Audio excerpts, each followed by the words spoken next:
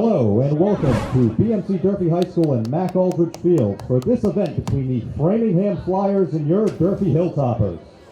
We are pleased to welcome you this evening to Durfee High School. Good sportsmanship is one of the primary goals of interscholastic athletic programs. Our student athletes recognize that judgment calls are made in good faith and they must abide by the decisions of the officials. Spectators can support their interscholastic program by refraining from using derogatory remarks or cheers. We hope that you will enjoy the game and that you will support all the participants in a positive, sportsmanlike manner. Tonight's officials are enrolled by the MIAA. Their experience and integrity qualify them to administer the rules of the game.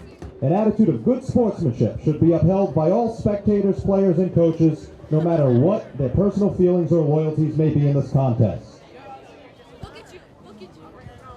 This evening, Durfee High School and the Hilltopper community would like to recognize our senior students for their dedication and commitment to extracurriculars and athletics. At this time, we would like to honor our senior class marching band members. Ethan Da Silva, Rebecca Sylvia, Audrey Figueredo, Mallory Figueredo, Nathaniel Dozwa, and Savannah Simmons. You got out of your bed? We would also like to welcome our senior class cheerleaders. Gina Cicchetti, accompanied by her mom Lenore Cicchetti and dad Kenny Cicchetti.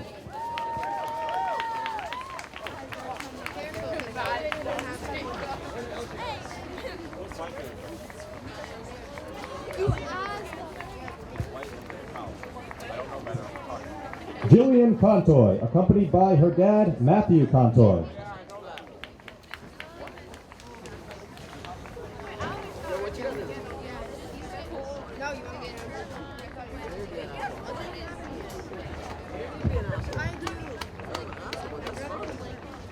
And for our senior football players, senior captain, Jude Thomas, accompanied by his mother, Elizabeth Thomas.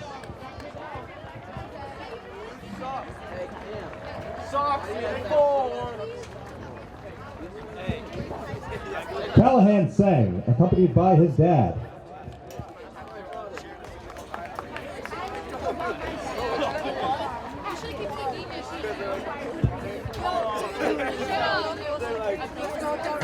You don't text me.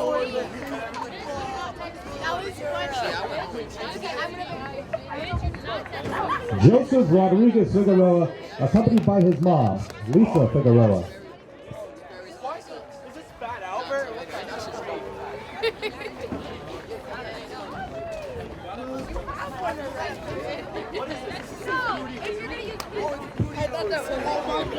Captain Jan Rosa, accompanied by Yancy Vega.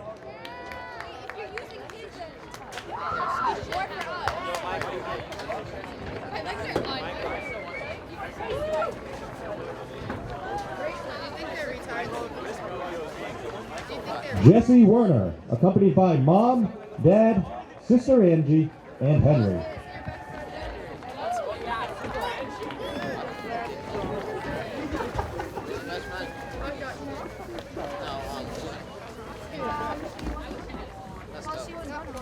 What's up, Dave? Alvin Dick, accompanied by Tim and Kelly Hawkins.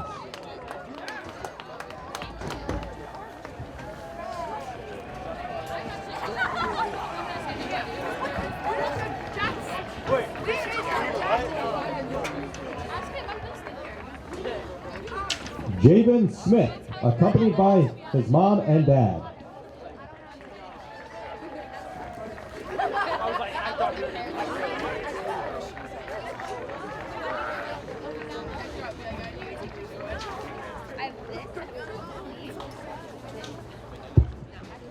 Devion Hernandez, accompanied by Coach Moniz.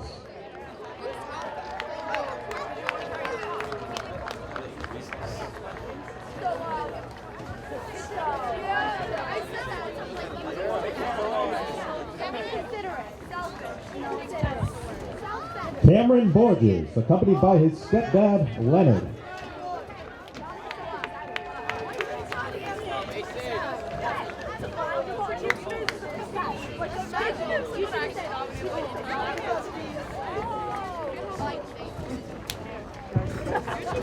Cameron Rogers, accompanied by Ariel Borges.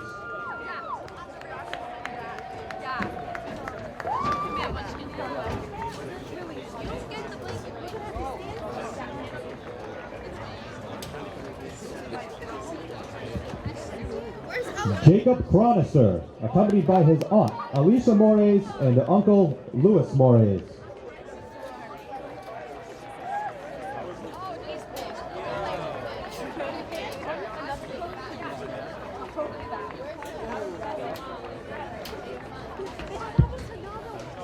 Israel Vicente, accompanied by Coach Brown.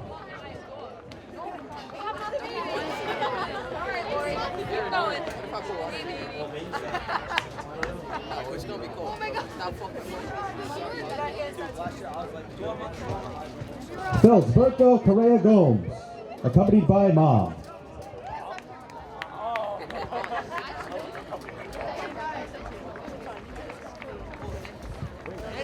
Captain Zachary Cardelli, accompanied by Mom Stacy Cardelli.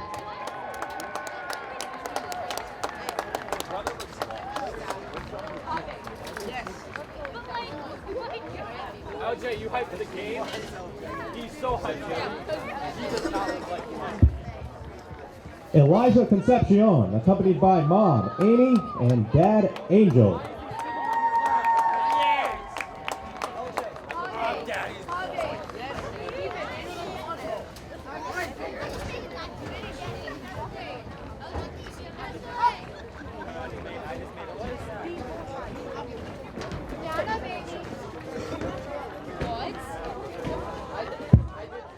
Jelson De Silva, accompanied by Wastelino Varela.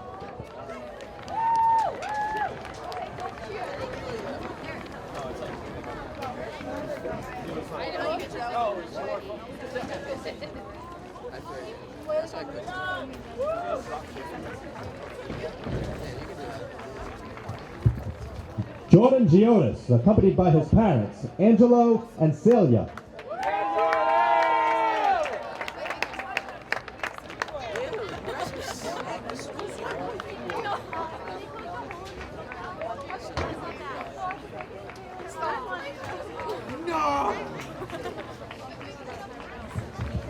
Jesus Rosario, accompanied by his nieces, Kali and Day.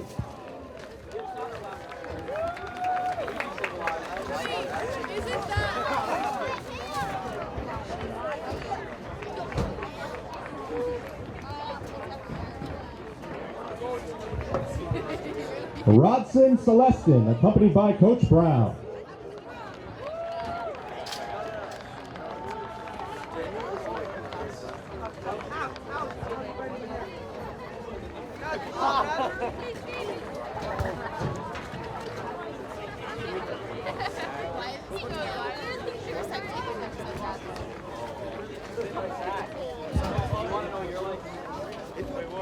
Captain Lucas Roque, accompanied by Coach Brown.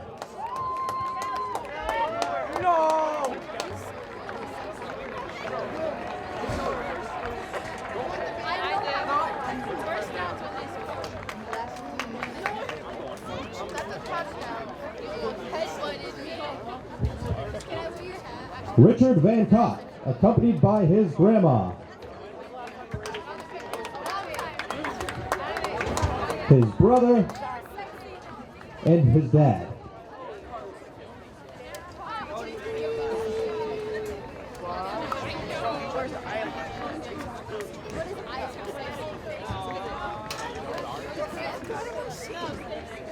Don't listen to her. I'll pick her down the bench. Actually, I'll go six. Yeah. Come here. I'm moving because you're not sharing our video. Tyson Archambault and Jaden Ayala.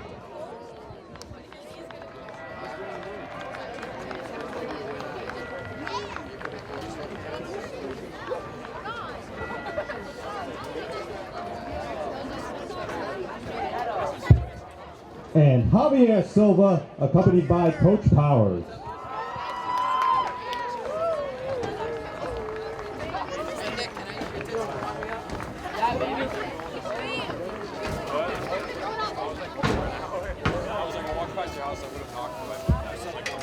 Ladies and gentlemen, please give a round of applause for our senior athletes and extracurricular participants.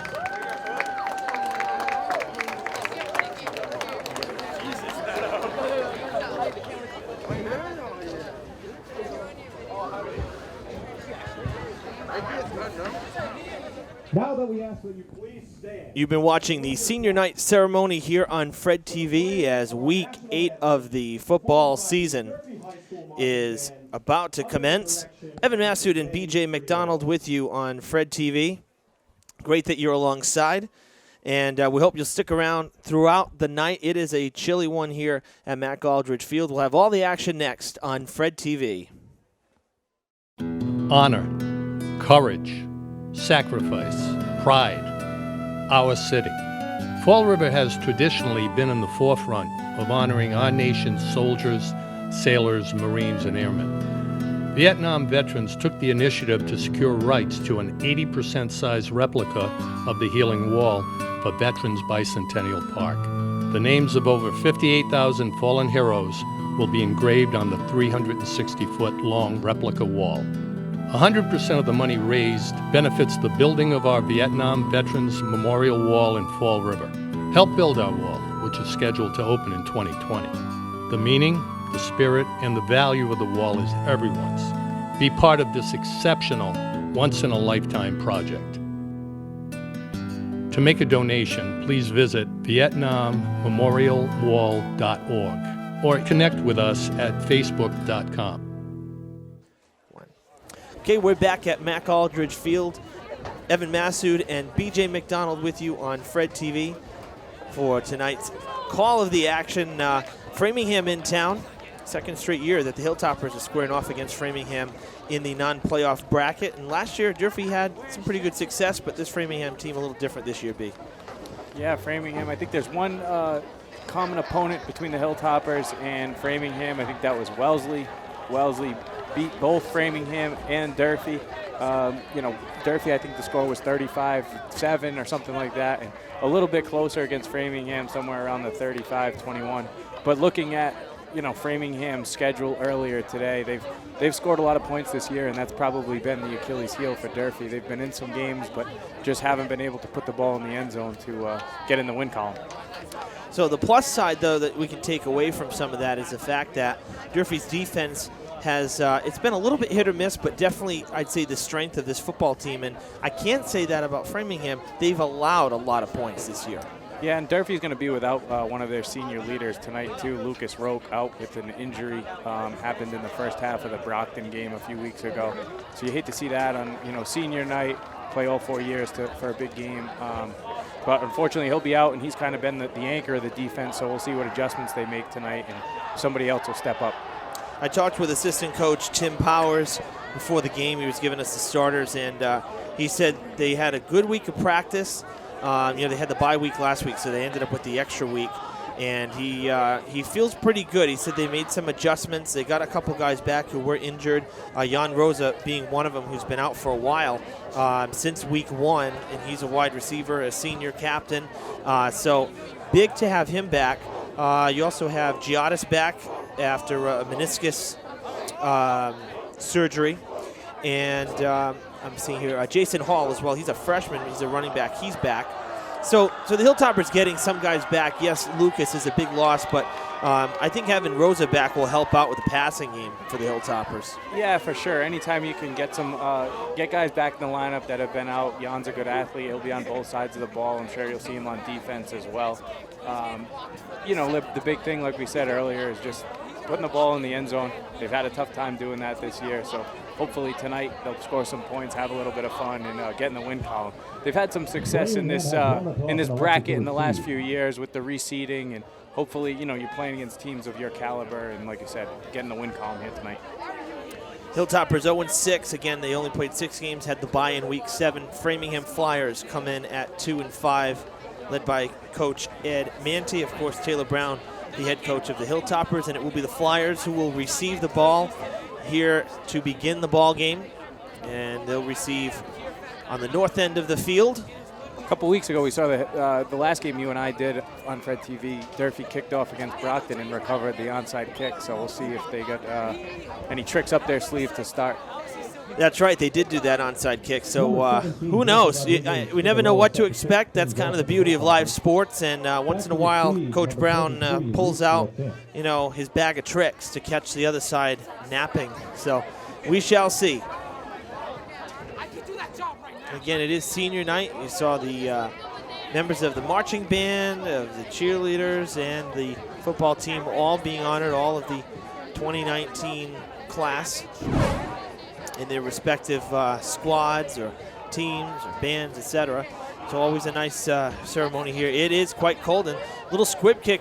I wouldn't say an onside, but it was kind of like one. Kind of topped the ball there. Pretty good coverage, though. Start on the 35-yard line. I think the Hilltoppers will take that. I'm just thinking back to earlier in the season, their game against Dartmouth. Probably maybe the only time they kicked it deep all year, and the kid ran it back for a touchdown, and it cost him the game. So take the kick return out of the equation there and give the Flyers the ball on the 35-yard line. Yeah, I agree. That was a heart-wrenching loss, and it ended up being Dartmouth's only win. They ended up 1-6 on the year, so. And that was one that Durfee definitely let slip through their fingers. 40 degrees at game time. Everybody bundled up, because I'll tell you, with the breeze, it feels a lot colder than 40. By far the coldest game of the season.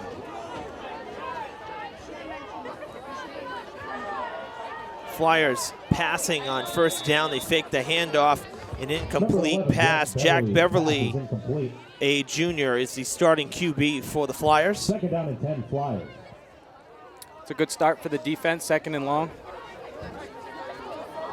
Yeah, you mentioned it the last time we were together, that you want to force the other team to play behind the chains, behind the line of scrimmage, the original line of scrimmage. Don't allow that forward progress every 3 or 4 yards. If you do that every time, you're getting first downs.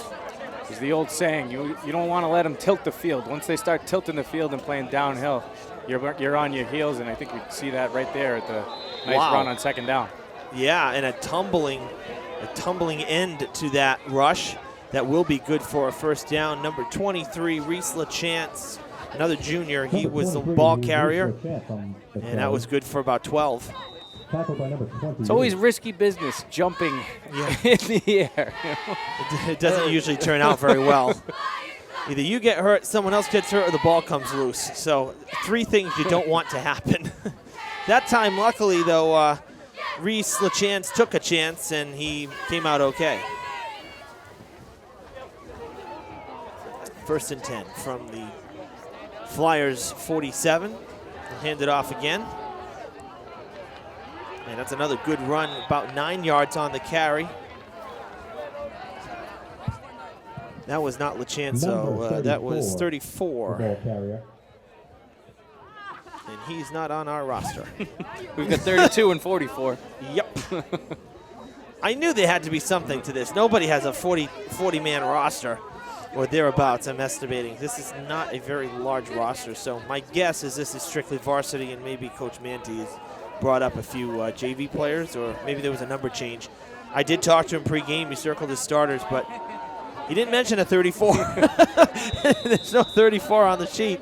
Well, there he is again, 34 up the middle. Looks like the same formation. They've got trips up there to the left, to the single back, and they've given him the ball a couple times in a row. Move the chains into Durfee territory. Number 59, Jordan Ziotis. Yes, it'll be a first and 10 at the Durfee 41. I think we talked about Lucas Roque in the intro, that the Hilltoppers are without him. And honestly, I mean, he was explosive on offense, but you also have Eli Concepcion. You can't forget about him. And the great season he's had, at least you have 2 running backs that are solid. Lucas really thrived on defense, too, and I think that's where I think Durfee's going to miss him the most. I think you're spot on there. You see it here on the first drive. Lucas was, I don't know the statistics, but I would think he's probably the leading tackler, if not one of the top 2 or 3 tacklers on the defense. And you can see it here. He was the one making the calls from the sidelines earlier in the season. So, whenever you lose a key piece like that, it's going to take a little while for everybody to adjust. Another first down for the Flyers, who are moving up the field with authority here. And that's a good takedown, short of the line to gain. Number 34, the ball carrier. Number 34 once again. Elijah Concepcion.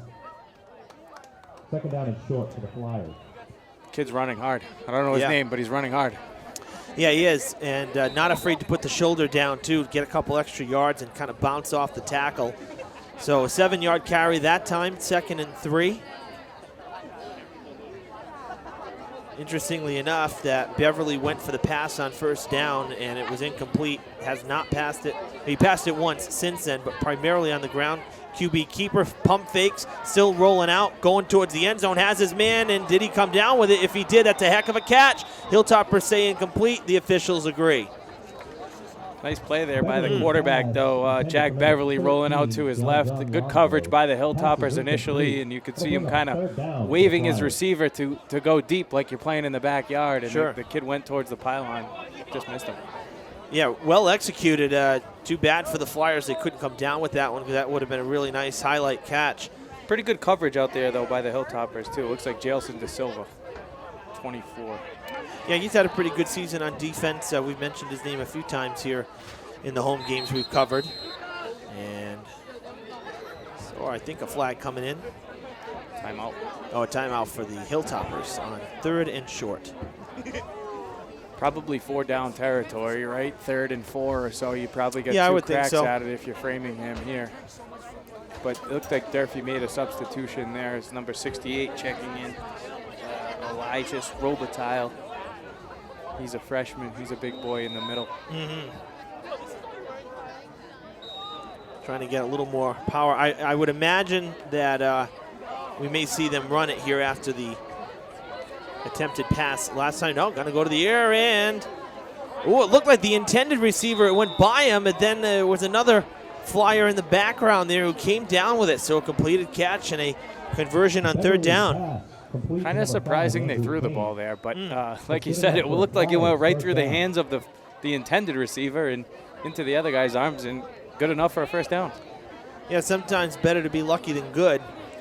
And it is a first down. Flyers in the red zone, trying to strike first here in a drive that is about 3.5 minutes long. And counting. LaChance back in there.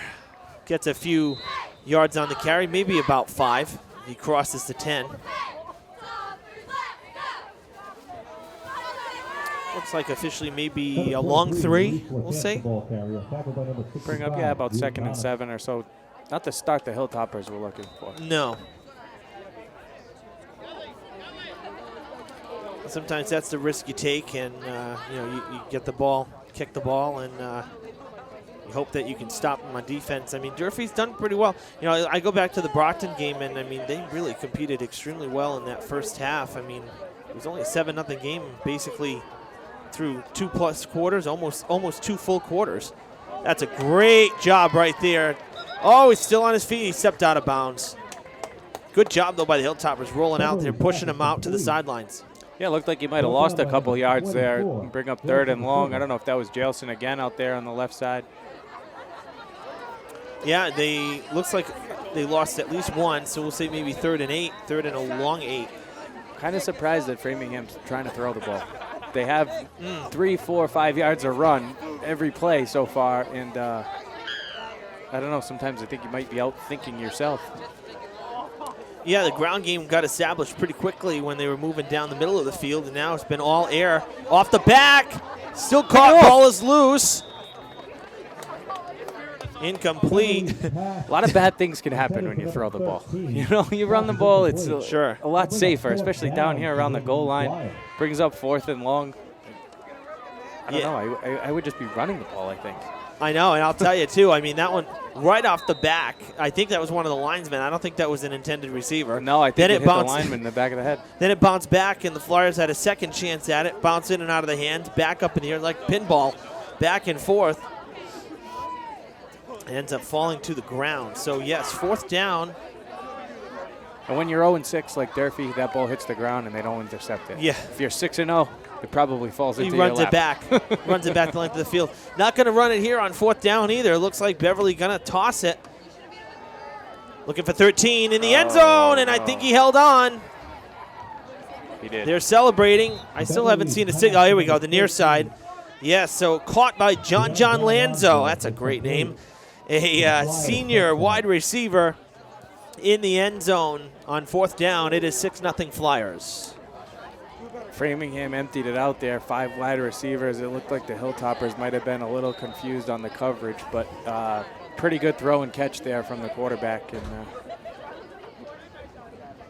yeah, I'd say after that first drive, you can see why Framingham is averaging 28 points a game. That was a pretty good drive, and it looks like they're going to go for 2, not going to kick it. So actually almost the same formation, really. Nobody in the back. They set number 5 in motion. That's Andrew Keene. He's to the left side now, coming to the near side. Caught by number 21. That's R.J. Veal.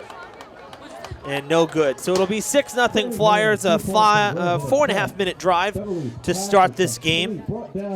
And the Hilltoppers will go out on offense. We'll get to see maybe a slightly different look offense. We know Alvin Ditt is also back. He had been out kind of fighting some injuries. He was actually the starting QB for Durfee in game 1.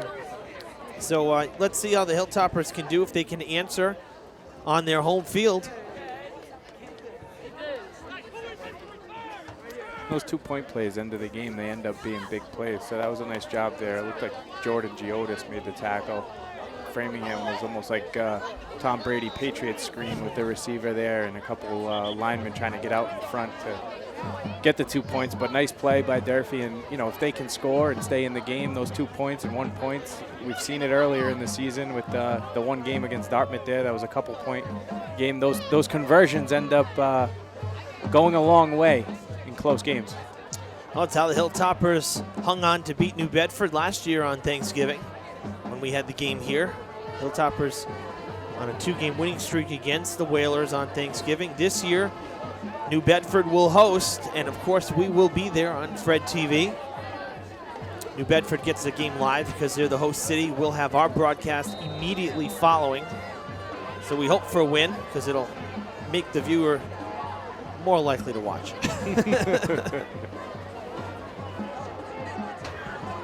Little squib kick. Loose ball picked at the 45. I think the Hilltoppers did come down with it. A couple Flyers signaling, thinking they have it. No, I think I don't know if that's possible. There were 2 Hilltoppers there before anybody was even close. Yeah, no way. The Flyers have the ball. How did that even possibly happen? Number 21, R.J. Vieli's onside kick is recovered That's by not the good. Flyers. No, that's not good. I mean, I know it bounced off. First down, You have a bunch of Framingham. Hilltoppers pleading their At the case, Hilltopper and 45-yard of course it line. happened on the far side, so we didn't get a good look at that, but I don't even know how that's possible. That's a shame. Well, Durfee needs a momentum play here. You know, they need something to ignite the defense a little bit. Framingham just marched right down the field on them. They've got all the momentum. They pick up the onside kick. You can see the body language starting to go a little bit for the Hilltoppers. So we need a big play here on defense to kind of tilt the field back the other way.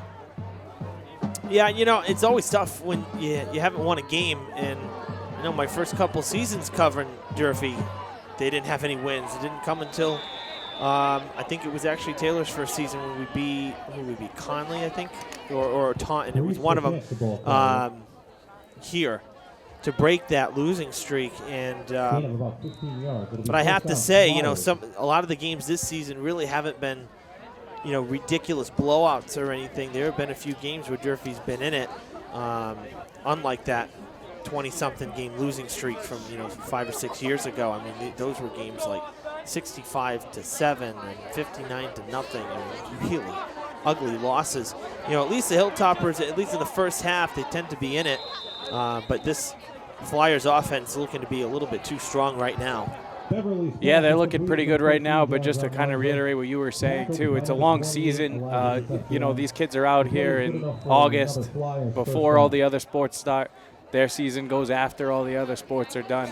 So you know, you have to give them credit for coming out every week and still playing and battling. And even though they haven't won yet, you know, they're all still out here. It's senior night. So it hasn't started out the way probably most of us would have liked, but still a lot of game to play. End zone open. I think did it hit the ground or did he hold on to it? Incomplete pass. That pass 3 inches higher, and it's probably a touchdown, just a bit low from Beverly. It'll be 2nd and goal from the 9. Beverly gets rid of the ball pretty quick too. It seems like he knows where he wants to go before he even has the snap, and he's gets rid of it right away. Durfee hasn't had a chance to get any pressure on him.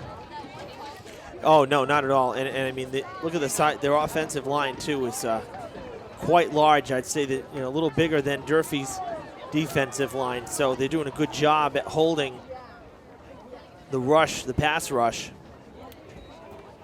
They will run it. And it's a QB keeper. A couple yards for Beverly. I know the left side of the field was the wide side of the field on that play, but I never like rolling out the quarterback, a right-handed quarterback, to the left. He seems to like to throw the ball to the left. He's thrown it to the left a lot. Yeah. But usually you see them roll out to the right, where you have the run-pass option when you get out there to either throw it up or tuck it and run. And on that one, I don't know if that was a design run or if Durfee had pretty good coverage downfield. Yeah, easier to throw across your body when you're, you know. For sure, rolling out to your right, absolutely. Here you go, right side, touchdown. Completed catch to R.J. Veal. He picks up the touchdown, about a 6-yard touchdown catch. Touchdown pass for Beverly, his 2nd, and very quickly, 12-0 here in the 1st. Yeah, that one was a little too easy there. Nice route. Nice throw by Beverly, and Durfee hasn't touched the ball yet, and they're down 12-0. Yeah, Beverly can throw, that's for sure. He's got a good arm, and he throws a strike every time. There's no wasted action when he lets it fly. And just as I said, he was like to throw it to the left. He throws a touchdown to the right, well, and sure. now he rolls out to the right again. Of course. Corner out of play. I think even if it was caught, probably would have taken him out of bounds. Intended for Andrew Keene. So it'll stay 12-0, 2 points. Fails again, but the touchdown adds 6 more. And the Flyers out to the fast start. Oh, there is a flag. Looks like ineligible downfield. Yeah, so that won't matter. Ineligible receiver downfield. And it'll be a kickoff for the Flyers. We'll see if the Hilltoppers can handle this one better. Well, you got to be ready for it now. I know. No excuses, and you can't let it sneak up on you a second time. Yeah, I know that the field is definitely dry. It's just very cold, and, you know, maybe handling the ball too, that might have been part of it, but I'm not sure if everyone's wearing gloves out there. Doesn't look like it, so. A lot of no sleeves, though. Yeah. I don't know how they're doing it. I mean, I got my Columbia jacket on. We're in the booth. It's a football thing, right? I guess. No sleeves. I know. I don't believe in it, but I was a quarterback, so the lineman, I guess, would have something different to say. I didn't care how I looked as long as I was warm. Exactly. Well, it's like when you use an umbrella. Yeah. And it's like, why are you using an umbrella? I don't know, because I don't want to get wet. Right. Fair enough. You think they kick it deep here? Nope. No. Oh, no. Now you got to get on that, though. Oh, my gosh. All right. Falling on it was, that was Jelson De Silva, number 24. Jelson was the only one back there. They had all 10 guys up in the front 10 or 15 yards. So good job by Jelson to get on that. And let's move the ball now. Yeah, you know, it was kind of curling. If it had any more of an angle to it, if I'm Jelson, I would have let it go and roll out of bounds. But the Flyers were really moving up the field quickly to kind of stymie any return. That's all right. We'll take that. From the 25, might as well have been a touchback. 1st and 10 for Durfee, their first drive of the game. Fake the handoff. Gotta block that guy. And not much doing on first play from scrimmage. 74 there, Keon Mitchell for the Flyers there. I don't know. he looked unblocked. Yeah. No gain on the play. It'll bring And it he looks like a second big down boy, for the too. Hilltoppers. Most of the time we see this up and down the lineup too, is that up and down the roster, most of your defensive linemen are also your offensive linemen. A lot of guys playing on both sides of the ball. And we see that here for the Flyers, just like we've seen for Durfee as well. Their line up front is very tough. We're noticing that early on. The handoff to Jaden Lewis. And another stop behind the line. It'll be a loss for the Hilltoppers. Jaden Lewis. Yeah, to your point, Ev, I think you get your 11 best players and you want to get them on the field, whether it's offense, defense, special teams, doesn't matter. And a lot of times that ends up being the same kid on both sides of the ball.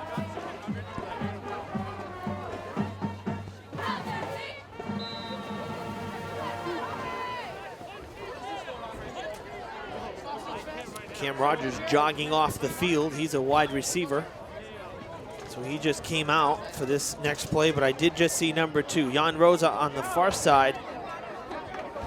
Let's see if Montero, who is the starting QB, goes to him.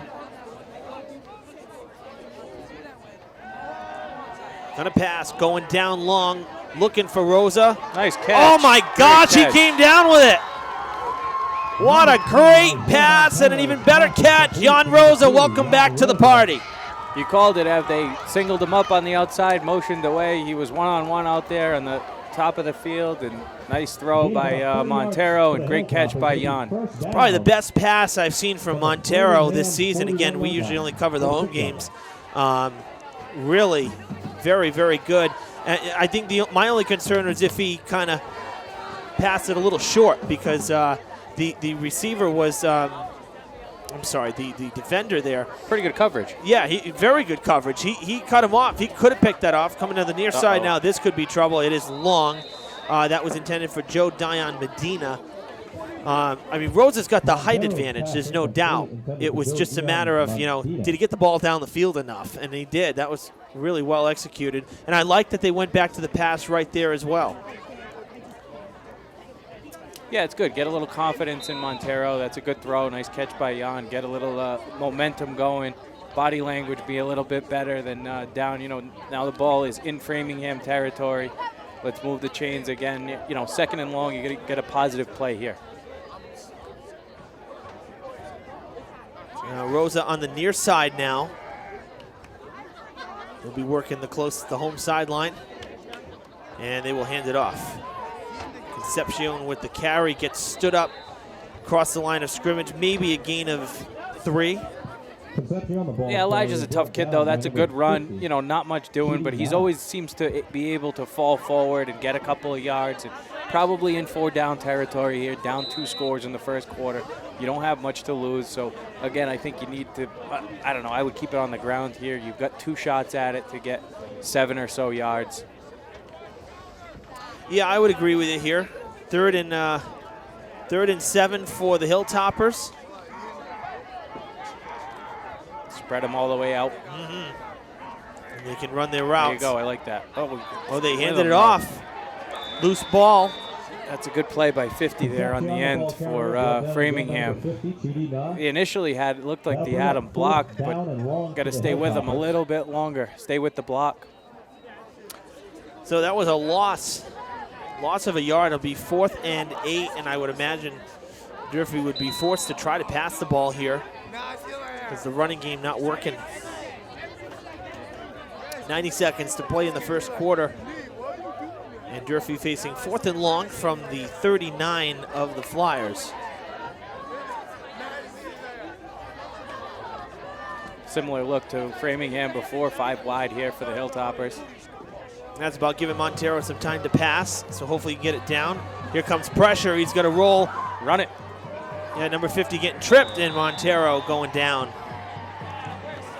That kid's quick, 50. Yeah, deceptively quick. Chidi Nan. I thought Niger had the corner there and was going to be able to tuck it and run and pick up 7 or 8 yards and move the chains, but nice play there by number 50, Chidi Na. 2 plays in a row there on that left side defensive end, or the right side defensive end. The Hilltoppers turn it over on downs after the big strike there to Rosa. That was good for, what was that, about a 30-yard catch to start the drive. Yeah, I think that was the only positive play of the drive, right? Yeah, unfortunately for Durfee, the next play was incomplete, and then a couple running plays, and that was it, and that's where they turned the ball over. So from the 40, the Flyers take over their third drive. And timeout for the Hilltoppers. Timeout, Hilltoppers. They only have 10 guys out there? Well, looks like there were, yeah. Actually, I think there were only 9 because Rosa was just walking out, number 2, and then we just saw Jason Hall, who's back from injury, him walking out. So they only had 9 guys out. It's all right. You have an unlimited supply of timeouts in football. Really, I'm starting to believe that because I can't tell you how many times I've done games. I said, aren't they out of them yet? Oh, no. Good strong power run up the middle for LeChance. He does a nice job following his blockers, too, giving the lineman a chance to get out in front of him. You see him using his hand to kind of guide him. And that's a nice job both ways, I guess, by the running back and by the lineman getting downfield and throwing blocks on the linebackers and the defensive backs. Yeah, he showed patience because he didn't just, let it fly. He didn't just start running down the field full sprint ahead. He made sure that he had the lane. And it was good for the first down. They picked up 11, and they're in Durfee territory. From the Durfee 49, passing near side, complete to R.J. Veal. And he's down at the 25 of the Hilltoppers, a 24-yard conversion. Framingham just seems to be doing whatever they want here in the first quarter, whether it's run, pass, quarterback run.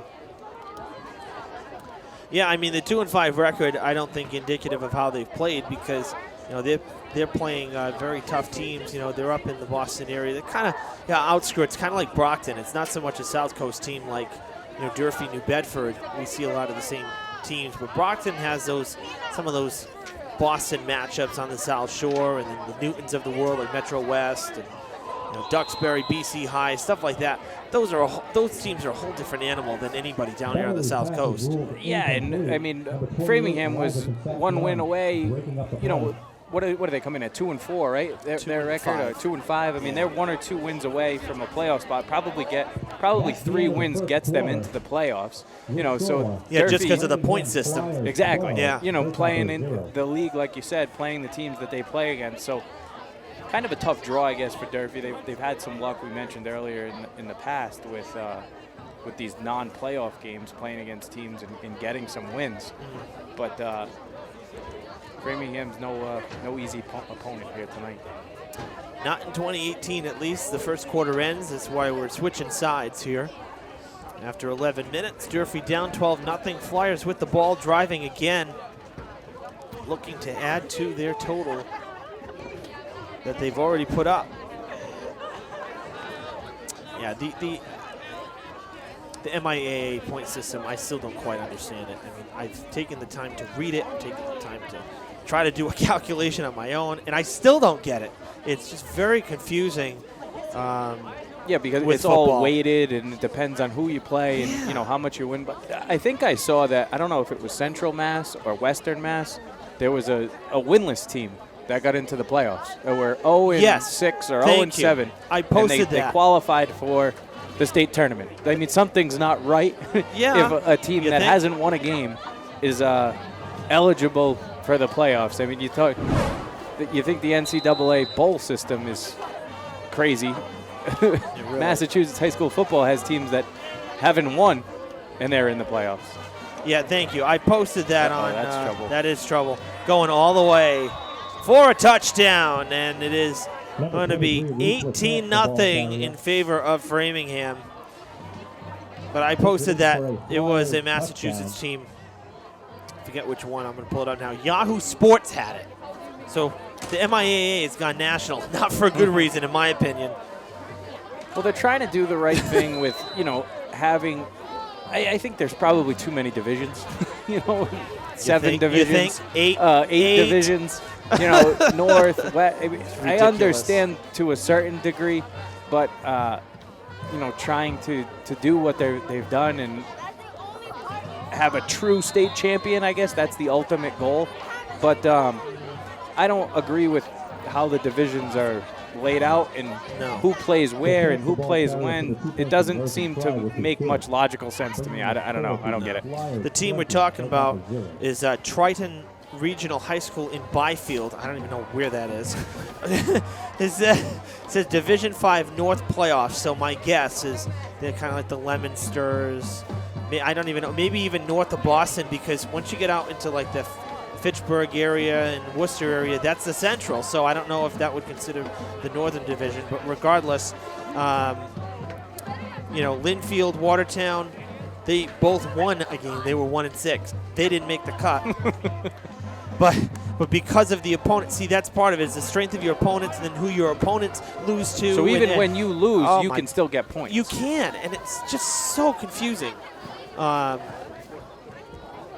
with soccer, it's pretty easy. You got to win half your games. You get 2 points for a win, 1 point for a tie. So you get the points you need and you're in. That's it. But with football, I mean, we're talking like decibels down to the thousands. It's ridiculous. Well, and there's a lot of logistical things that they've tried to work through as far as the, keeping the Thanksgiving Day games to make them mean something so that they're not phasing out those rivalry games. And you always have to factor in the weather and the fact that by the first or second week of December, nobody wants to be out here playing football in New England. But there has to be a better way, than getting teams with no wins or one win into the playoffs. The other thing that's weird is if you do qualify for the playoffs and you lose, you got to come back and play next week. Yeah, you still play. That's a tough thing. Yeah, that's the thing mentally. Is you're playing no matter what. It's just whether or not, you get all geared up for a playoff game and you lose, and then the following week you got to come back and play again. I mean, that's a difficult mental, I would imagine. Well, I know when, another difficult situation is, to your point, the Thanksgiving Day games that are, ours is historic, but there's plenty of rivalry games across the country. And, Dartmouth, when they won back-to-back state championships, they were kind of at a conundrum, really, or a crossroad. They didn't know whether, who to send out on Thanksgiving, because you want to, right, the game didn't mean anything, and you had to play in the Super Bowl a week later. Exactly. So, I mean, it meant something for pride, but if you lost it and you didn't get injured and you're ready to win a state title, I mean, does it really matter? Right. I mean, it does for your in 10 or 15 years when you're, talking to the guy from, Dartmouth plays Fairhaven on Thanksgiving. Yep. But, obviously Durfee, New Bedford. Those are the games that everybody remembers and everybody's back home for. But for sure, if you're in a Super Bowl, people are going to remember that game too. Of course. Complete to Alvin Dick. No, stay outside, Alvin. Yeah, he cut backwards and not the right move. Should have gone forward. I think forward progress may gain him a yard, but that's about it. He probably could have gotten 3 or 4. If he stayed outside, to your point. I think that play's designed to stay outside. They want to get it to him quick, get him in space, make a move, try to get 4, 5, 6 yards. You mentioned earlier, it's like what they do with the Patriots, with Edelman and Cordarrelle Patterson, and just get those guys the ball in space and make a move. Don't go back in where all the junk is inside. We keep talking about the MIAA, the divisions. I mean, when I did, again, these first couple seasons that I was doing this, I was primarily doing highlights. I wasn't doing so much play-by-play. It was highlights for my weekly sports report, Spindle City Sports. And, we only had like 4 divisions. And then one year they opened it up and, all right, now we got Division 6. And now we're up to 8. And what's stranger to me is, when you get into the playoffs, you're going into divisional brackets. During the regular season, some of these teams that are in conferences are different divisions. They're all different. And you can be in one conference, but you're in a different division. I agree. It doesn't make sense. Try to follow it, and then it changes from year to year too. So that's the other thing is there's no consistency from one year to the next either. So it can make it very difficult. There you go, Elijah. Yeah, that's a good run. A flag coming in the back here. That could Put the flags away. That could be troublesome for the Hilltoppers. Brought down by number 27. But it's very tough to follow. I know. Of course. I can only imagine that for the coaches, it must be, they just kind of look at it, all right, well, next game, here's who we're going to play. Let's get prepared. But, for someone, like doing what we're doing tonight, you got to be prepared to what's going on that season. It's kind of tough because you never know what's going to change. And it does. It seems to change every year. There's a pretty good spreadsheet. I think it's the Boston Herald that does it, and they kind of keep track of everybody's record and the points, and they have the formula there. So it shows you kind of as the season is going, who's where and where everybody falls. It's about 15 pages because, like you said, there's 8 different divisions and the different whatevers. But they do a pretty good job of kind of narrowing it down. That's a huge penalty. It goes from first down, now it's 3rd and long. And it's like, I don't understand it. That's a bad 20-0. Put the flags away. If we get to a 2-point game here, then all right, start calling things. But and Montero in major trouble. A sack for the Flyers defense. Number 10, Najee Montero is sacked. And that's going to bring up 4th down, a loss of a yard. That'll bring up 4th down and long for the Durfee going to have to punt. I'd like to see the replay of the hold. There's a lot of things over the last week I'd like to see replays of, not just in football. We had Big 3, I was telling you before the game, we had Big 3 boys soccer here on Tuesday. Durfee beat Brockton. They had to come back. They scored 2 unanswered goals in the second half to win it. Sole Big 3 champs. It was a good game. And, to Durfee's defense, too, they let a goal in. That was the game-tying goal in the first quarter to make it 1-1. So, they kind of gave a freebie to Brockton anyway. And then I did Dartmouth and New Bedford for Dartmouth Community TV, DC TV up in Dartmouth, and that was a great game. Those two teams do not like each other. Every year, I've done that matchup 3 different times. It's almost like a Fall River Somerset rivalry. Oh, right? It's chippy before the kickoff. It's unbelievable. Is it football or soccer you did? Soccer. And before they kick things off from the circle there, it's already chippy, and those. And what's funny about it, it's kind of like Somerset. There are a lot of Durfee kids that hang with Somerset kids. They know each other. And the same can be said with Dartmouth and New Bedford. And, man, once the clock starts rolling, though, they do not like each other. But I think the only 2 people that they didn't like, the only people they liked the least were the officials. It was really rough. It's actually been a really good fall. I give a lot of credit to the officials. We've seen some pretty good games, and it's not an easy thing to do. Absolutely, 100% agree. I could never officiate. No. I've done a couple of youth basketball games, and it's not fun. I never enjoy it. Because then everyone's yelling at you the minute the whistle blows. But, no, it is very tough. I would never want to do it. I think the only thing I would consider doing is baseball. You have time to watch a play happen, But what it made me think about though is because we've done some soccer and the games were really well officiated until these last 2 that I happen to see, and you look at it, how many officials are out here for football, right? 5 on the field. 5, yeah. Okay, so the soccer pitch, the dimensions are even bigger than the football dimensions. And you have 2 officials working that entire game. They cannot possibly see everything. They should have a 3rd guy out there. That's a great pass and a great catch in stride down across the 20. Flyers back in the red zone again. Anyway, I digress. That's a great throw and catch, though, again by Jack Beverly, again finding Vielli. It's been Vielli through the air, and it's been LaChance on the ground, and it hasn't mattered whether it's through the air or on the ground.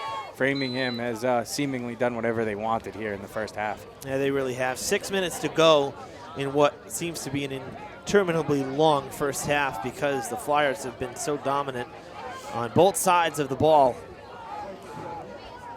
They do mark them down shy of the red zone, so the officials correct me there. Right Going to the corner, and it's broken up. That probably should have been caught. That was another great pass. I'm impressed. He really does have a good arm. Yeah, the last 2 games we've done, the kid from Barnstable was throwing the ball over the field a couple weeks ago, and this kid Beverly put that one right on the numbers there again. But pretty good coverage, though. I think that's Jaden Lewis out there. He was there stride for stride with number 8. That's Gabe Pexow. A little Yeah. help with that one. Pexeo. Pexeo. I'd say Pexeo. Yeah. But pretty good throw, pretty good coverage. Live to see another down, I guess, for the Hilltoppers. Yeah, so that's going to bring up 2nd and 10 from the 21. Pass it off. Ooh, almost a chance to make the tackle. Instead, LaChance down the field, still on his feet. It's tough. Man, tough to tackle inside the 5. Number 11, Beverly's forward pass to number 23, Reese LaChance.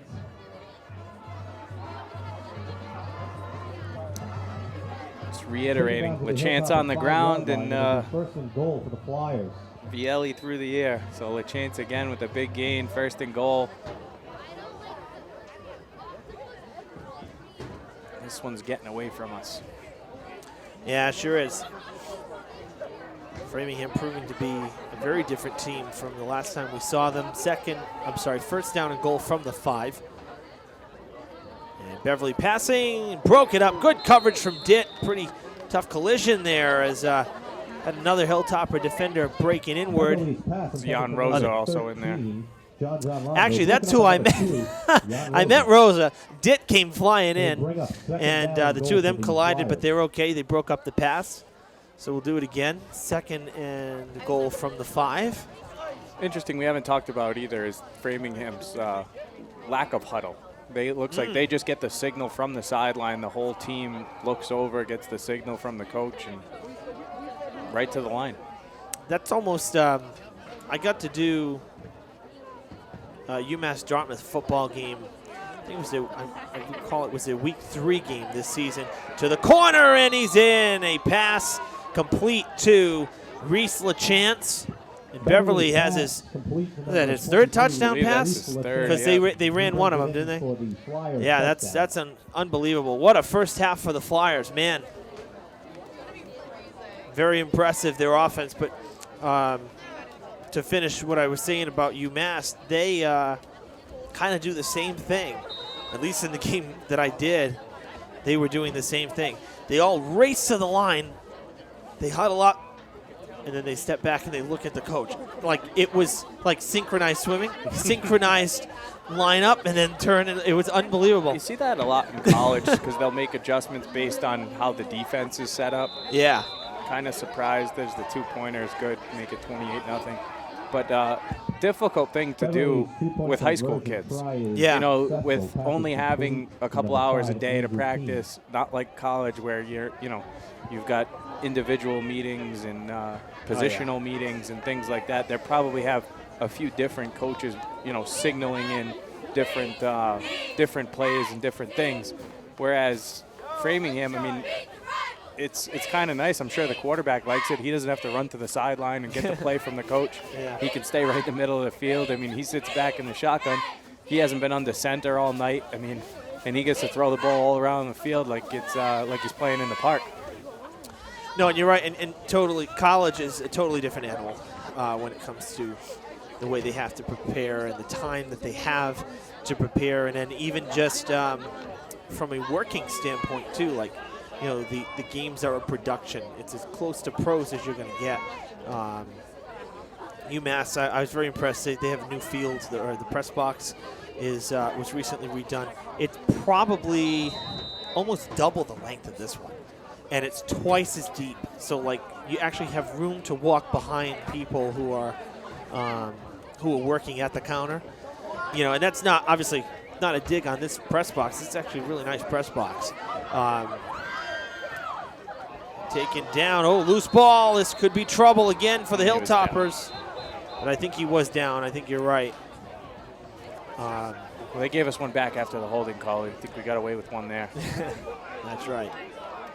But, college. Yeah, you're spot on. Those games are fun to go to. I went to one last year, UMass Dartmouth. There was a few kids, a couple of alum. I think Brendan Cuthill is on the UMass Dartmouth. He is. There's a few other local kids that are. A couple Diamond kids that I can recall playing, or calling games where they were playing for Diamond. And it's good football. Yeah, it is. The game I did, they played really well. They played Plymouth State. And they got torched up in New Hampshire last year. And I think it was like 37-7. And UMass's only touchdown came in like the final 2 minutes. So it might as well have been a shutout. But they basically manhandled Plymouth State this year. So that was nice to see. You always obviously every year is different, but it's always nice to see when And you it's get nice one to see chance at a local team. kids contributing. Yeah. I don't know the kids from Diamond, but it's good that Brendan's over there playing for UMass Dartmouth. Whenever guys go on to the next level, I know that there's a handful of kids that are playing in college now. I mean, I don't want to name too many names because I don't want to leave anybody out. But No, I I can think know. of a few that are playing at the next level, and that's always a good thing to see. Well, I know one that's been having tremendous success is Mikey Correa. He was one that came to mind. He's at Bentley, right? Yeah, he had a great career Timeout, here, and Hilltoppers. in Cut Hill too. I can recall quite a few good catches that he came down with, big catches when he was here. So he was a contributor. I'm trying to think. I think he was it 2 years ago when we won in New Bedford? Weren't we 5-6 or something? We won 4 of the last 5 games. Again, doing well in the non-playoff bracket, and some of those games, we scored 3 or 4 touchdowns. They were good games offensively. Scoring that many touchdowns isn't something we would always see. Again, this year being a prime example of it, the offense has really struggled. That year, the offense could compete with some of these tougher teams and actually get some points up on the board. And Cut Hill had some really good catches that season. 3:47 to play in this first half. Hilltoppers looking at a 2nd and 10 as they come out of the full team timeout.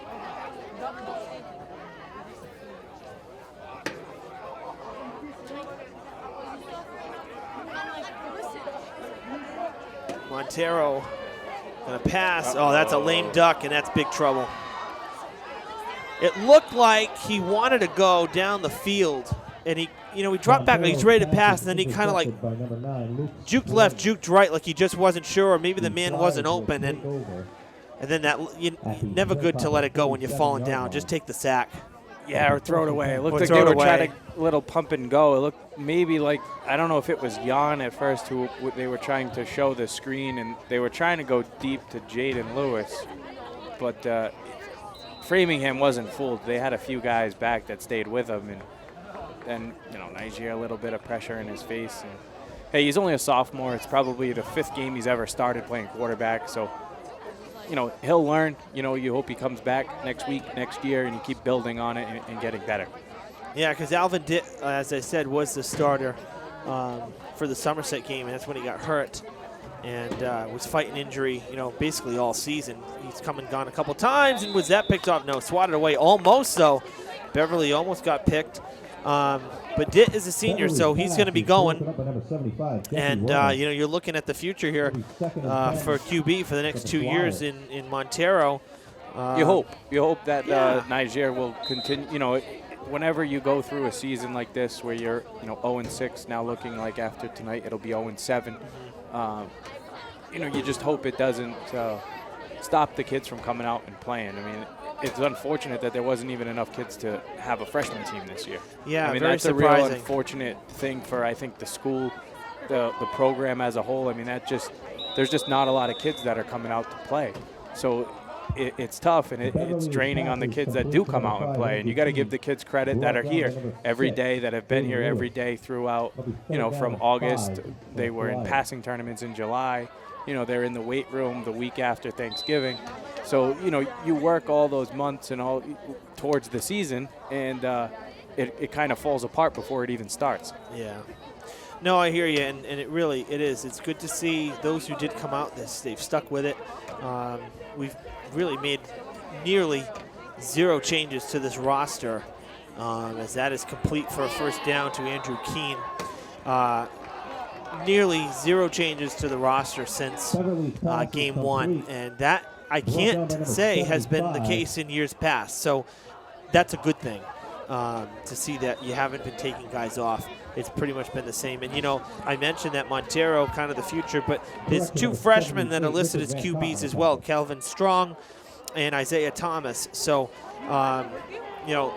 Taylor's going to have some options as well as you move forward because, 1 year's difference. Both are or all three are underclassmen, you hope, to your point, they'll be around for a while. Yeah, exactly. And I think the biggest thing is just for all of the kids is to come back. There's probably at least a half a dozen kids who last year at this time you would expect them to be out there at this right now. And whether it's an injury or whether they transferred or whether they decided they didn't want to play football this year, there's a million different reasons why they may not be back next year. Yeah. And so, for everybody's sake, for the program's sake, for everybody, I think it's best if they do. And you hope that they do, and you hope that, they'll continue to get better. And they've been in games, and, what are you going to do? You're rolling out 3, 4, 5 freshmen, sophomores, and it happens. But I think also is you don't want to lose track of the seniors and the guys like Giotis and the captains and Lucas, and those guys have played 4 years of football here. Jude Thomas comes to mind. They've been here all 4 years. They've worked hard. So it stinks that your senior season ends up like this. But it's the way it is, and I think football is one of the sports that builds the most character, teaches you a lot of life lessons, being able to depend on your teammates, and things don't always go your way, and sometimes that's life. Yeah, and one guy I think about too is Eli Concepcion. He's been really good from the running back position. The Hilltoppers had a gaping hole when Eli Brooks graduated. The only 2,000-yard rusher in school history.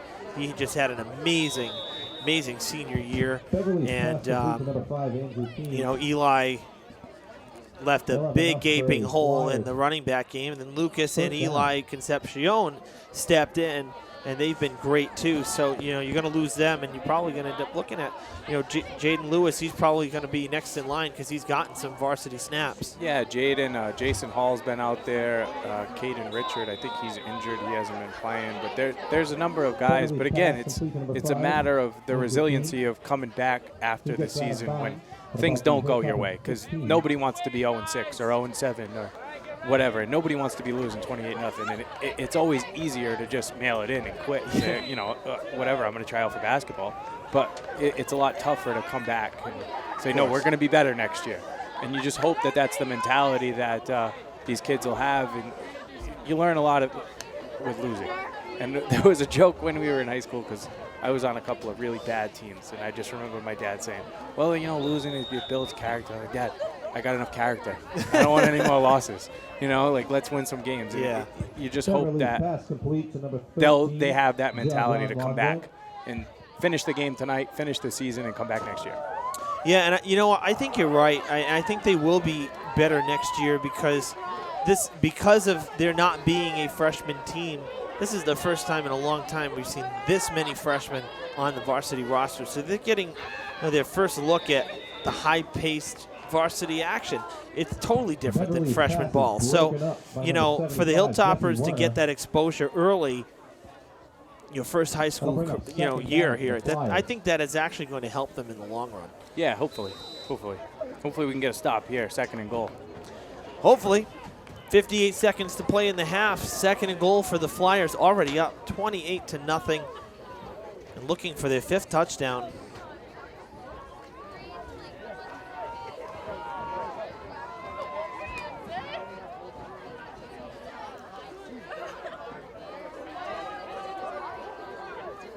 Beverly, end zone. Caught for the touchdown, and it was R.J. Vile again. Beverly's pass is complete to number 21. So I think Beverly's got 4 passing touchdowns, 3 of them to Vielle, 1 of them to LaChance, and LaChance has the other touchdown on the ground. Sound about right? Very, very impressive, this Framingham offense for sure. Very, very impressive. I actually go so far as to say even more impressive than Barnstable was, and I thought Barnstable was very good. The Flyers really putting it to the Hilltoppers here in Week 8.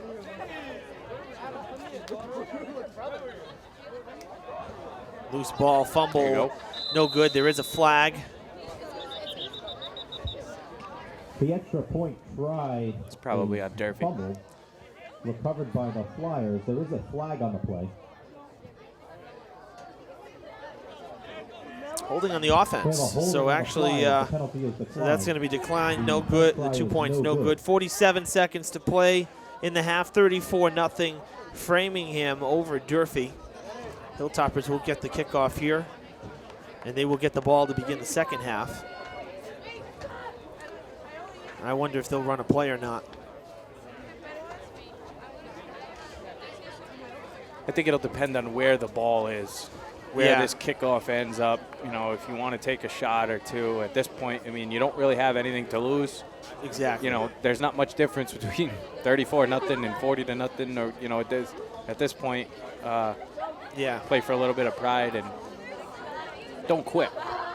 No, exactly. So let's see. You're right. And then once again, only one guy back deep for the Hilltoppers, probably recognizing the fact that Framingham, you know, they don't kick extra points. The kickoffs haven't been very good. They've been on the ground. So kind of stacking the middle of the field, you know, within 20 yards of where the ball is being kicked, not expecting a deep ball. Yeah, because it's actually Vielli, as you were saying, who just caught that touchdown. He's the one who kicks it. And it's corralled. That was Lewis, I think. Number 6? Yeah. Jaded. Another flag flying in here. The kick is fielded by number 6, Jaden Lewis. Brought down by number 27, Christian Celestin. There is a flag on the play. Face mask on the kicking team, so that's going to help Durfee out a bit. Of course, that coming after the kick, so 15 yards from the spot. Personal foul. That should put Durfee into Flyers territory to start the drive. So maybe we'll take a shot or two. Why not? Why not? 33 seconds. As you said, there's an endless supply of timeouts, so.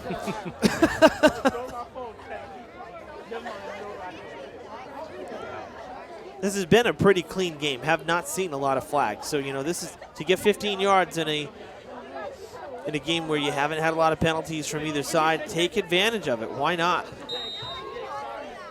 Looks like they will.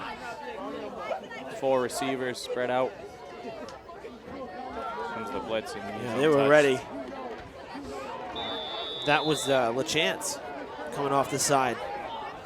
Why not use a running back who's got speed to come off the corner there of the line and try to get a sack?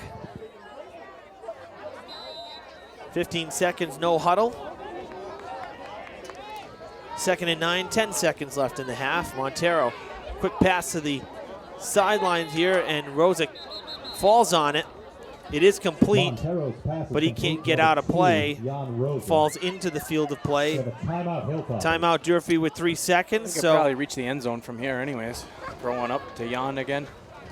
Yeah, why not? I mean, the pass that was complete, the biggest offensive play of the day for Durfee, or of the night for Durfee, was about a 30-yard pass to Rosa down into that. It landed him into Friars territory. So definitely could get there, I'd say, or close enough where he could get into the end zone. Full team timeout Durfee takes. Give him a little bit of time. Let him throw it up. See what happens. Maybe you can get a little momentum into the half. Yeah, that would be a big confidence booster if the Hilltoppers are able to somehow get to the end zone here on one play. And I think the biggest key here is, number one, Rosa's got to get down the field. That's the first thing. Number two, the line, well, he's going to catch it, but the line's got to give Montero enough time to pass it, because you got to wait for him to get down the field. You're going to have to take a couple extra seconds, and 2 seconds can be an eternity, especially when you have this. Here it comes. There's Nah. And no good. The pass does not even get off thanks to Nah. Comes in and denies any chance of the Hilltoppers here at the end of the half. Very tough first half for Durfee. They are down 34-0 to the Framingham Flyers. Second half will be next on Fred TV after this short break. Stick around. We'd like to take this time to acknowledge our seniors. We want to thank you for your dedication and commitment to the Durfee volleyball program. We wish you the best of luck in all future endeavors. Number 6, Maya Jablosovos.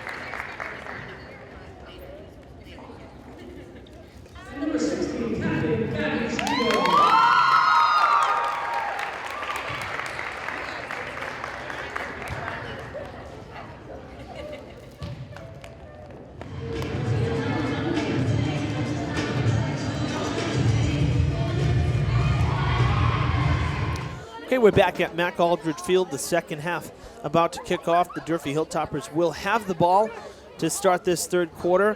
And kind of been talking about it all night, B, that, play till the final buzzer. Play for pride at this point. I mean, 34-0. The odds of Durfee coming back, knowing the struggles offensively, not going to happen. It's just not in the cards. So just try to put some drives together. See if you can at least move the ball a bit and make Framingham work for their downs. That's it. I think you're spot on, Ev. I mean, hopefully you can string together some drives, string together a couple of good plays, a couple positive plays in a row, turn a couple positive plays into a solid drive, maybe a couple of drives in a row. Just get some points on the board, and we'll see. And kick that one deep over everyone's head. We're going to have a touchback. Go figure. So the Hilltoppers will start, no return. They'll start at the 25. I mean, and please, at home, don't get me wrong when I say, it's not in the cards. They're not coming back. That's not me being negative. I'm just going off of, what we've seen all season. I mean, it's a fact. Durfee's been shut out 4 out of 6 games. They're having trouble scoring points this year, and it's something that we knew going into the season. It was not going to be, an easy road trying to score points and compete with some of the teams that were on the schedule. It's just a fact. Yeah, we talked about it in the first half. I mean, you just want to start building for the future now. You've got a lot of young guys. You want to finish the season for the seniors. A lot of these guys, probably, I don't want to say probably, but maybe will not play in college. I mean, most kids don't go on to play in college. And football is one of those games where you don't go play in the park. You'll never put a helmet and shoulder pads on again. So you hope that, you don't take those moments for granted, and you go out and you play hard for yourself and have a little bit of fun and maybe score some points. It's Isaiah Thomas, freshman quarterback. So how about that? We mentioned, right, and again, the youth movement. And Thomas is someone I mentioned, number 4, and he's under center. And he's going to be running the offense. I wonder if Framingham's going to have the backups in. Maybe that's something, sometimes you mentioned this too during halftime when we were off, that sometimes they'll run the clock. It's such a blowout. It's not a game that means anything. That is possible. I don't know if they will because we haven't seen anybody go out of bounds or any incomplete pass yet. We just had one play from scrimmage. But one would imagine that some of the B squad's going to be playing here the rest of the way on both sides. And Thomas firing on second down, and I think it was complete. Picked up a couple yards there. Looked pretty confident in that throw. Stepped into it. His father was a quarterback here. Chris, he's also on the staff, Chris Thomas. And Chris and his Falcons team for American Youth Football had an incredible run a couple of years ago, making it to Florida, there to nationals. Yeah, and that's a lot of these kids that are out here now. So you're getting a taste of, these guys are getting a taste real quick of big boy football, playing against seniors as freshmen, but that is the group. A lot of these kids were a part of that team that went down to Florida. 3rd and 5, they will run it. And looks like they may be just a yard or two short. It's going to be a yard short according to the linesman coming up from the Hilltoppers sideline. A long yard. Let's say a yard and a half. Go for it. I think so. Why not? Be aggressive. 4th and a yard. And Thomas coming back out, so Durfee going to go for it on 4th down. I mean, you kind of have to at this point. What are you going to do, punt the ball? You kind of need to, and this gives Coach Brown a chance to see what he's got for some of his non-starters. Watch out for number 23 off the corner here, LaChance. Oh, bad snap. That's trouble. And a turnover for the Hilltoppers. They went with a long count there. Yeah. I don't know if they went on 2 or tried to, maybe get them to jump and get a free one, but sometimes when that happens, everybody, it can backfire. Looked like it did there.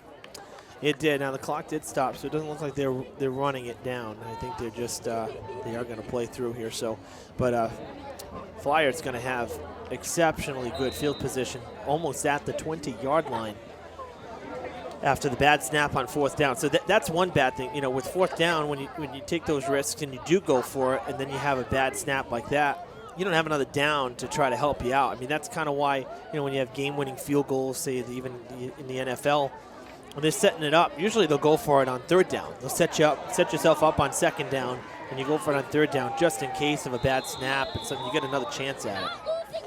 Framingham still got their foot on the gas, though. Oh, yeah. That's LaChance again. LaChance again and Beverly again. They're playing this like it's their Super Bowl, but, you know, newsflash, it doesn't really mean anything in the end here because both teams here not in the tournament.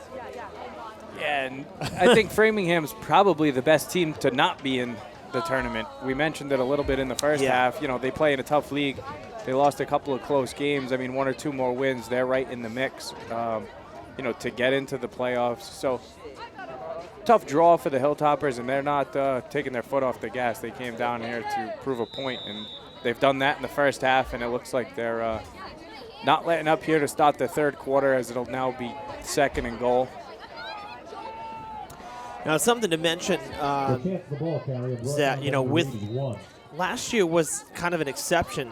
We got to see, I'm pretty sure of this, we got to see where we were playing. The MIAA dished out the non-playoff bracket for weeks 8, 9, and 10, if I'm not mistaken. They do it all at once? I think they did, because I remember, I can remember myself, maybe it was the year before even, but I can remember one year saying, wow, they actually gave us all the matchups for all 3 weeks. I mean, obviously you're going to have some add-ons. Touchdown for the Flyers. You're going to have some add-ons because as the brackets start to dwindle and you have losers from there, they go into those non-playoff brackets as well. So you may have some shifting around, but there was a year that they gave them all at once, and I said, how nice, because then we actually know what the heck's going on for the next 3 weeks. It's tough to just go on a weekly basis. Now, we won't know. This is Friday. We won't know till Sunday who's playing at home or who's playing on the road and where until Sunday. And it makes it difficult, too, for coaches and stuff in the athletic department. You know, setting up transportation and trying to plan ahead. You know, Diamond was on the road this week at Monomoy because they missed the cut for the tournament. And where is Monomoy? Do you know? Monomoy's down towards the Cape. The 2-pointer is good. 42-0, the score. Monomoy is out in Harwich. So about an hour. Got to go over the bridge. They're playing tonight or this weekend? They're tonight as well. At least that's what I was told. I don't know if I'm pretty sure they are playing tonight. I don't think they have a Saturday game. And a lot of the Saturday games have been moved with that some nasty weather coming in tomorrow. That's true. Yeah. Now I know last week Diamond played Saturday because Tri-County doesn't play at night. They don't have. I don't think they have lights. Kind of like Conley, same situation. When Conley had football, they played Saturday afternoons at 1 o'clock. But yeah, you know, Diamond hasn't had a ton of home games. But they're hosting on Thanksgiving. They should get one more, either in Week 9, which is this coming Friday, or Week 10. We should get at least one more, too, I would imagine. I think we are owed one more, too. I mean, it all depends on the draw, but we should get one more. Because we didn't play at home. Durfee was on the road their first, 3, 4 games? Yeah, we had 3 home games, and now tonight's the 4th, and we have to travel Thanksgiving. So usually they try to make it 5-5 during the first 10 weeks, and then you have your Thanksgiving Day game. So I'm hoping, you know, that Durfee having that bye in Week 7 costs them maybe another home game. And that's partly why I think maybe there may be some thought. There might be some thought to this. Good return, fighting for yardage. There's a kid that doesn't quit. Yeah. Eli Concepcion. Good job there from Eli. He ended up getting about 10 yards after being touched, and they just couldn't tackle him. I think a big reason why there's the uncertainty and maybe the feeling that Durfee may not get another home game is that they did senior night tonight because they knew they had one, and we just don't know where weeks 9 and 10 are going to be. Right. I can tell you that because we've only gotten one Diamond game, that if Diamond gets a home game and Durfee does get another one, the overlap, we will be going to Diamond so we can at least see the Bengals one more time because we have to be in New Bedford for Durfee and New Bedford on Thanksgiving. So we're hopeful Diamond gets a home game. We're hopeful that they don't, you know, conflict scheduling-wise, but crossing our fingers that we'll get to see the Bengals either in Week 9 or 10 so we can get one more look at them. Alvin Ditt at QB. He loses the ball. Oh, no.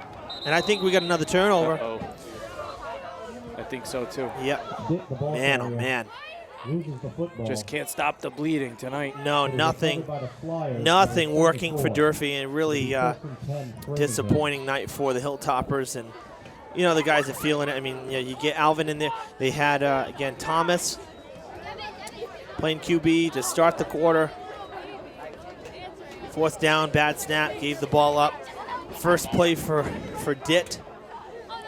Fumbles the ball. And I don't think that one was on the center. It looked like Alvin just Yeah. took his eyes off of it for a second, was maybe looking downfield and got a little bit ahead of himself.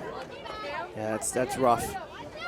So already 42-0, and the Flyers going to take over again. And at some point, you Here know, comes their. I was going to say at back some team. point, you know, I think it would behoove Coach Manti to, you know, finally send out his B squad, because there really was no need to punch it down Durfee's throat when they got the ball back here. They're already up 35, 34-0, and they going down for another touchdown. I don't know if that's this. Yes, you play till play to the Doesn't final seem to buzzer. matter, Look at though. that. No. Number 34 breaking free. He does get tackled at the legs, and there's a flag a couple yards back. You know, but, you know, it's different than the NFL. These are high school kids, not getting paid to play. You know, you got to have a little bit of it. That's coming back, too. Yeah, well, you know, I said it in the first half, and you just want it to be a positive experience at the end of the day where the kids want to come back and play. Because we mentioned, you know, not having a freshman team, not having maybe the interest in the program within the school that maybe it's had in the past. You don't have, you know, a lot of kids coming out to play football. Yeah. You know, and I don't think it's just here at Durfee. I think it's across the board with all of the, you know, discussion around concussions and things like that. And the kids have more options. Kids are playing only one sport now instead of, you know, playing all three or playing different sports and trying different things. So, you know, I don't think it's a problem specific to Durfee, but I do think when you get, you know, you're now 0-7 and you're losing 42-0, like I said earlier, it's a lot easier to quit and say, you know what, forget it, I don't want to play football, where it's a lot tougher to come back and try to play. And you hope that these young guys that are gaining this valuable experience out there, they probably don't believe it, that it's a life lesson at this point to stick it out when things are tough. But in the long run, you know, it will pay off if they do stick it out and they do come back and battle.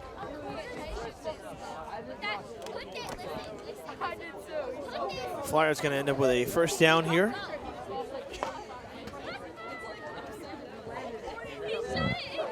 Three minutes to play in this third quarter. Everything kind of in the middle of the field, so this one winding very quickly. Delay of game. That's all right. That clock's not moving fast enough for anybody in here. I know. You know, it's a cold night. Credit the you know, the fans as well. Very few of the fans have left here. We had a decent showing of the 12th man. And, of course, some of the families, it is senior night. So I do credit everybody, because I'll tell you, you know, as much as we say it's cold in the press box here, sitting on those bleachers out there is just awful. It's like sitting on an ice block. Down by number 78, Richard Vancott. So it's good to see them, see that the fans are still here. Today, actually, there was no charge for students, thanks to a $1,000 grant that came down the pipeline to the athletic department, posted by Fall River Public Schools yesterday. I'll tell you exactly the information on that. I don't want to misquote anybody. But big congratulations. It was McDonald's and Hogan Management Company.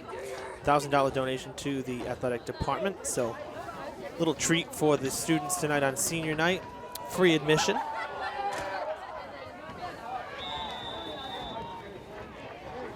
Always nice when businesses support high school sports.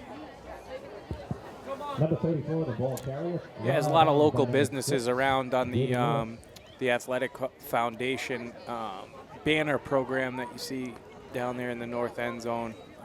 Can't make them out from here, but they move those banners inside for basketball and volleyball season in the winter, and they're out here for football, and it is nice when the businesses give back. Bay Coast is one of the banners out there, and Nick Christ, always a big supporter of education and Durfee in general. And have you seen the bus?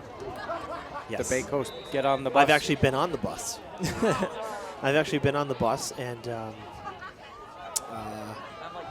It's a pretty cool thing. it is. And Julie Gagliardi, we've done some stuff for them in the past, and we helped them out with that commercial spot. You saw Habib in the commercial, and all that was kind of set up through Julie and Bay Coast's ad agency. They came to Durfee for one of the spots, and we utilized Fred TV because that's where Habib got his start.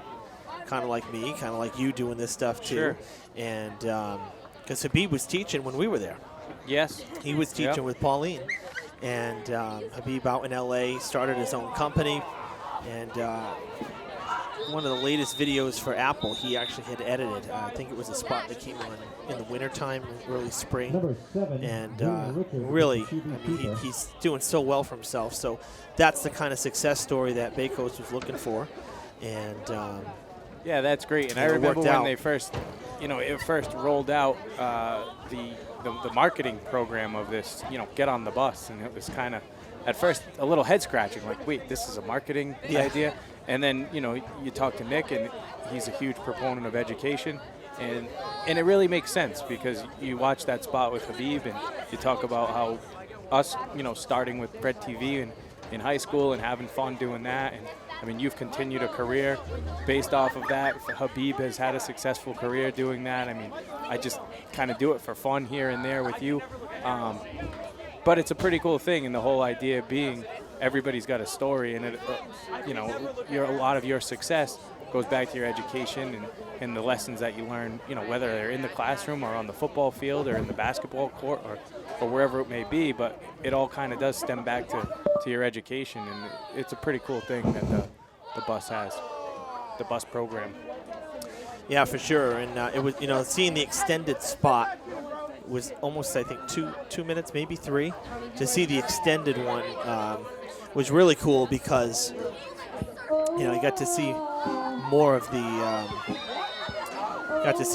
studio and more of our, some of our current students, and really kind of showcase.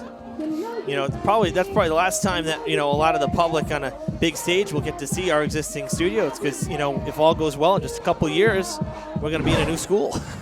For sure, and you hope that the new school can kind of revitalize the maybe the athletic program, maybe draw some more interest. Get people out, get kids out to play, get some people out to watch the games, and it'll be here before you know it. They just broke ground this week, right? Well, no. So they actually started clearing land. Yeah, they're clearing the trees out because they got to get. They're expanding the main entrance parking lot because very soon we're going to end up with very limited parking down in the field house. I think they may be fully shutting it down. But the official groundbreaking is going to be in November, and so that is coming soon. That is coming soon. Very exciting times here at Durfee. Fourth quarter's begun. Durfee with the ball, and it is Thomas back out there passing this time. 2nd and 15 after a loss of yards, and a decent completion there. They got back past the original line of scrimmage. Yeah, nice job. Little confidence booster there for Isaiah. Get a completion out to Jan on the left side. Nice move by Jan. Pick up, 7 or 8 yards. Make it 3rd and manageable anyways. Yeah, looking at 3rd and 7. I think he went out, but the clock is rolling, so we're going to see the clock just roll down here with this one definitely out of reach. It's all right, the Red Sox are on. How about the Sox, huh? Unbelievable. 2-0 World Series lead. I mean, and of course, again, it's tough when, we're pre-taping these games, so it's Friday night. I mean, by the time you're watching this, they could have already won it. Hopefully they have. Hopefully they have, but for now, we're sitting on Game 3 just getting underway in L.A., and, boy, very exciting. To me, Thomas passing. Good throw, and we may have a little push-off here on this side. I was just going to say, Cam Rogers got free, and he kind of shoved off the defender, and you can't do that after 5 yards. I don't know. We'll have to see because there is a flag way back. Whatever. They'll probably bring it back. The only positive plays Durfee's had all day, they've brought back. So whatever. That's a great job by Isaiah, though, hanging in there. That's a nice throw over the middle. kind of fit that one in there. Nice move by Cam Rogers, made a move down the middle, got down the sideline, and it is pass interference against Framingham, so that's good. Hopefully they change their mind on that one. Yeah. Positive play for Durfee, a little confidence booster. That's what we've been looking for from the young guys, something to build on for next week. We get another, non-playoff matchup. Yeah, that was good. Good play there, and Durfee onto Framingham's side of the field. You heard the crowd come alive. I mean, they know this one's out of reach, but a touchdown here, and this place is going to go off if the Hilltoppers can keep the drive going. You've got a couple of freshmen in the backfield, right? Jason Hall's number 13, Isaiah's the quarterback. Jaden Lewis is number 6. He's also a freshman out there. That one bouncing in, incomplete. But again, the clock continuing to roll. 8 minutes to play in the ball game. So a reminder, check out our Facebook page. This is a big week coming up at the high school level because Monday is the regular season cutoff for the rest of fall sports. So like soccer, for example, field hockey, volleyball, girls volleyball, that is. So that means that Tuesday or Wednesday, I don't know the exact date. We haven't been told that information yet.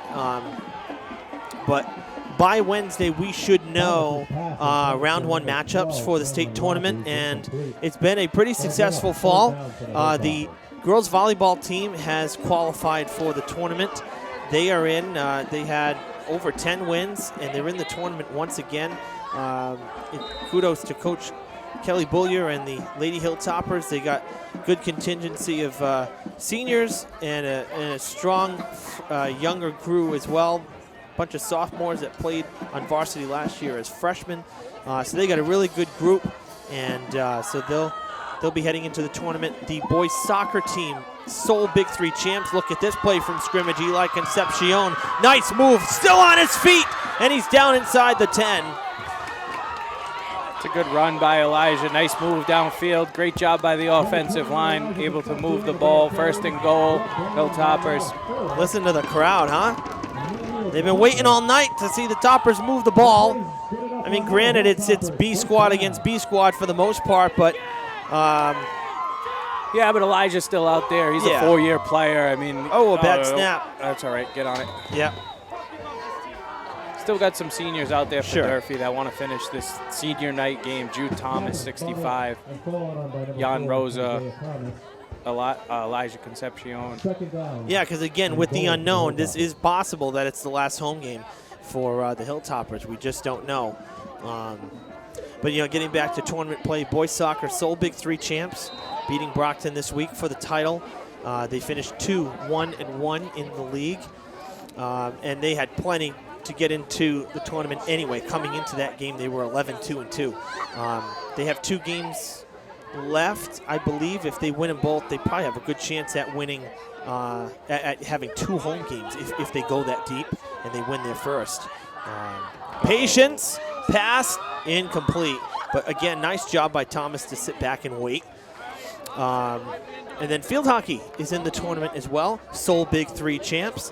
They have qualified. Thomas's pass intended for number 2. Coach Henrique getting the girls back in there. A good showing this year by the field hockey crew. Girls soccer had a tough season, and we know here football's had a tough season, but it's been a pretty good fall nonetheless.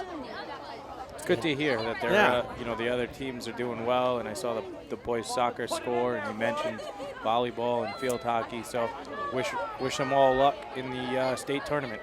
Yeah, it's hard for me, obviously, to choose and to, say who I think will go further or anything. But I have to say the boys soccer team, we have 3 exchange students on the team from Europe, and they have that, soccer was born over there. That's it.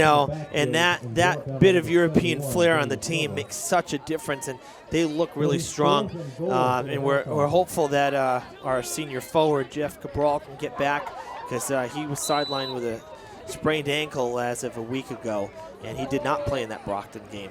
But Coach Mello is hopeful that he'll be back by the time playoffs start. Basically gave him an extra week of rest, knowing they were already in. And I think the boys have a chance to to make a splash. A lot of seniors on that team. This is the year to do it if you're going to make a splash, because you're going to lose a lot of key pieces. Timeout at 3:58 in the fourth quarter. 4th and 12. What do you got up your sleeve here to put one in the end zone so you don't go home with a shutout?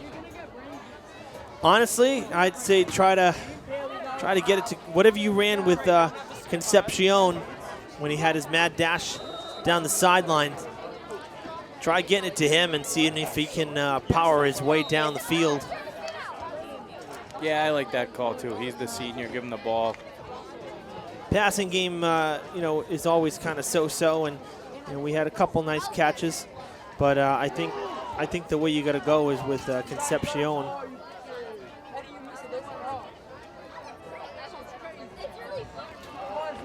Thomas going to pass, going to the end zone, picked off just outside the goal line at around the 5-yard line, and the Hilltoppers denied on 4th down. And the few fans on the Framingham side that were brave enough to make the trip, kind of a long drive. I'm trying to count out there, probably no more than 15 fans out there. Along with the team, you could hear the cheers on the pickoff with now 3:10 to play. Well, that might do it for the Hilltoppers. That was probably their best opportunity to put one in. They got the running clock down 42-0, getting under 3 minutes to go. Probably one first down might seal it here for Framingham. Yeah, just run down the clock, run a few plays on the ground, and that'll be about it. So with all the tournament stuff coming up, folks, you want to get on social media. If you have not liked and followed our page, please do. Fred TV Sports on Facebook. We have all our games there, and of course, we will be posting all of the tournament information there, including the football matchups for Week 9 as soon as we know them. So lots going on in the next week, and that is your home for all of the Fall River sports. Make sure you check it out. We'll have all the playoff matchups very soon.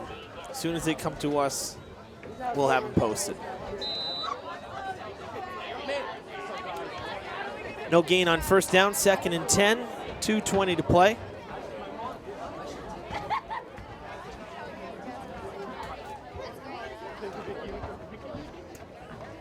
Gonna hand it off again, and the Durfee D stifles the run again in the backfield, a loss of yards.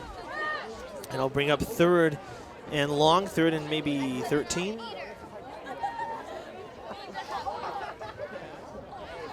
And we're under 2 minutes to go. That's the day security comes out and actually does something.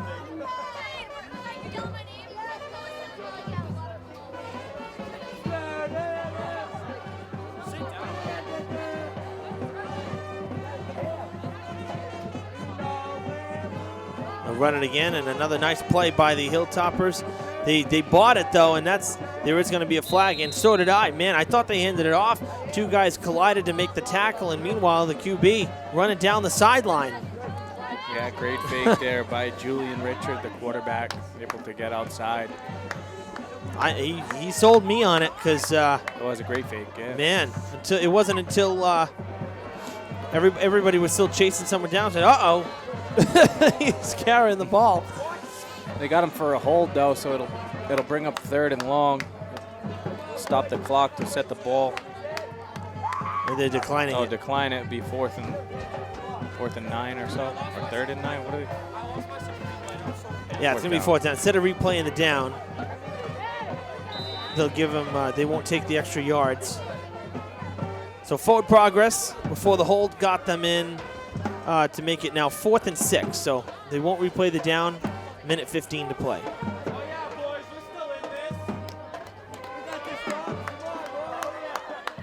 Oh, they punt it. Wow, okay, wasn't expecting that either. Weren't lined up really to punt. The old quick kick. Yeah, and again, it's expect the unexpected, as they say. And we're under a minute. Probably a smart play by Framingham. you don't really have much to gain by, picking up a first down. Then again, you line up to punt in a bad snap or whatever. Just get it out of there.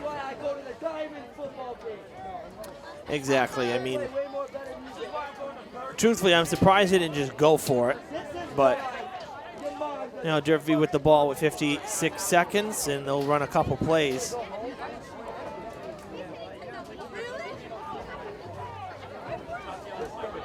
Well, B, I'm glad that you could join me again, because we talked about doing games for a while, and it took until this season for you to do a couple with me, and I hope that we're going to have quite a bit of basketball on the schedule as well. I hope maybe you can join me for a basketball game, too, once we get inside the field house. There's another good throw. Yeah. Cam Rogers again, but yes, absolutely, I appreciate the invite. Yeah, we tried to mix it up with basketball. Believe it or not, got Greg Sullivan in there to do a couple games with me over the last, from the Herald, over the last 2 seasons. And boy, Greg he is a hoot. he really is. We have a lot of fun too. We got Vic Pereira to do a couple games. Got to get Jay Correa too. Jay has said he wanted to do some games here and there, and sometimes the schedules don't match up, so I'm going to maybe try to get Jay. And, of course, I always have some of the students with me as well for basketball, because we're able to do more basketball, it seems, just because it's controlled, it's inside. So I'd say out of all the sports we do, basketball is probably the one that we do the most. Yeah, more games too, right? I mean, you've got at least probably 10 at home, right? 20-game schedule, at least 10 at home. Yeah, well, it's kind of like, obviously it's like that with soccer too and volleyball, but the thing is in the another first down for Durfee to get out of bounds. The thing is with basketball, in the wintertime, what do you have for sports? You have basketball and hockey. There's not as many sports to have to, try to get in there. In the fall, you have girls volleyball, boys soccer, girls soccer, field hockey, and football. And there's a lot going on, and sometimes you got to pick and choose games, and I don't like having to do that. But sometimes we have to, and right. I mean, just today you had girls soccer before this, right? There was a girls soccer game was, on the and it field was senior night, and there was no way for us to cover it. I had to be inside for volleyball because that game was supposed to be tomorrow. Sure. Meanwhile, again, they moved it knowing the weather. It was supposed to be a Saturday game. They didn't want Falmouth traveling in the monsoon that we're expecting to get. Get rid of it. Thomas going down. So they moved that one up, which was unexpected. And then, I had already committed to being inside for volleyball, so I got their senior night before coming out here for senior night. It's just, only so much you can do.